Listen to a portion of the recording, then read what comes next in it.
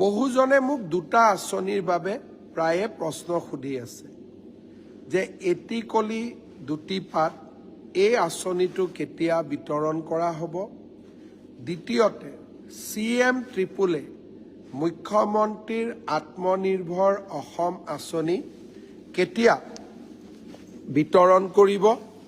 আৰু আমাৰ লগতে আৰু এটা প্ৰশ্ন মোক সুধি আছে যে গ্ৰেজুৱেট ল'ৰা ছোৱালীসকলক আমি যি এটা মাহেকীয়া স্কলাৰশ্বিপ দিবৰ কাৰণে মুখ্যমন্ত্ৰীৰ জীৱন প্ৰেৰণা আঁচনি আৰম্ভ কৰিছিলোঁ, সেই আঁচনি কেতিয়াৰ পৰা আৰম্ভ হ'ব।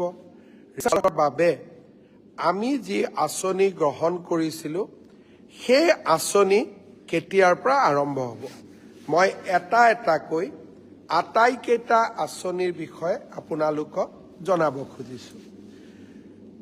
সকলে ভাবিছে যে মই ক'ত আছোঁ, মই মোৰ কাৰ্যালয়ত আছোঁ আৰু সেইকাৰণে মই আপোনালোকক আজি মোৰ কাৰ্যালয়টো মই ধুনীয়াকৈ দেখুৱাব চেষ্টা কৰিম।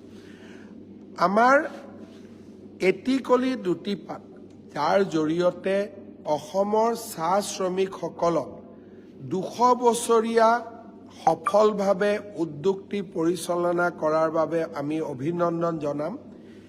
এই কাৰ্যসূচীটো আমি অহা 25 জানুৱাৰী তাৰিখৰ পৰা আৰম্ভ কৰিম। ডুমডুমাত সিদিনাখন মই থাকিম, অনুষ্ঠানটো মই আনুষ্ঠানিক। তাৰ পিছত মোৰ সতীৰ্থসকলে প্ৰতিখন বাগানলৈ গৈ এই আঁচনিখনৰ চেকসমূহ বিতৰণ কৰিব।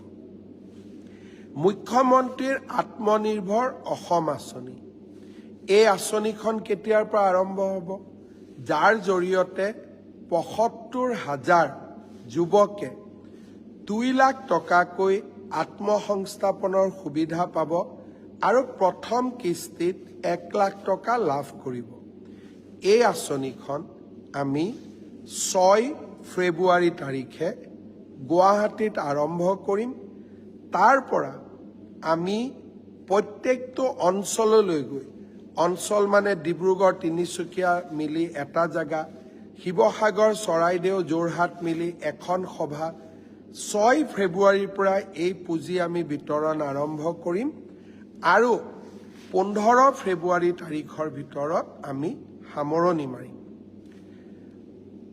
10 ফেব্ৰুৱাৰী তাৰিখে আমি মুখ্যমন্ত্ৰীৰ জীৱন প্ৰেৰণা, যাৰ জৰিয়তে এই বছৰ গ্ৰেজুৱেট পাছ কৰা ষ্টুডেণ্টসকলক আমি সহায় কৰিম, এই আঁচনিখন আমি 10 ফেব্ৰুৱাৰী তাৰিখে আৰম্ভ কৰিম আৰু প্ৰথম মাহৰ প্ৰথম কিস্তিৰ ধন সিদিনাখনে আমি যুৱক বন্ধু যুৱতী বন্ধুসকললৈকে মুকলি কৰিম।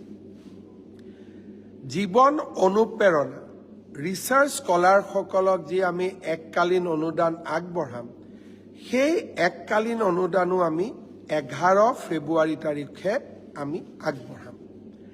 আনহাতে আমাৰ আৰু এটা স্কিম আছে, ফাৰ্মাৰ প্ৰডিউচাৰ কোম্পানী FPC সকলকো আমি এটা উদগনিমূলক অনুদান আগবঢ়োৱাৰ বাবে ঘোষণা কৰিছিলোঁ। এই আঁচনিটো আমি 15 ফেব্ৰুৱাৰীৰ আগতে আমাৰ ফাৰ্মাৰ প্ৰডিউচাৰ কোম্পানী বা FPC সকলক আমি নিমন্ত্ৰণ কৰি এই আঁচনিটো আমি সম্পূৰ্ণ কৰিম।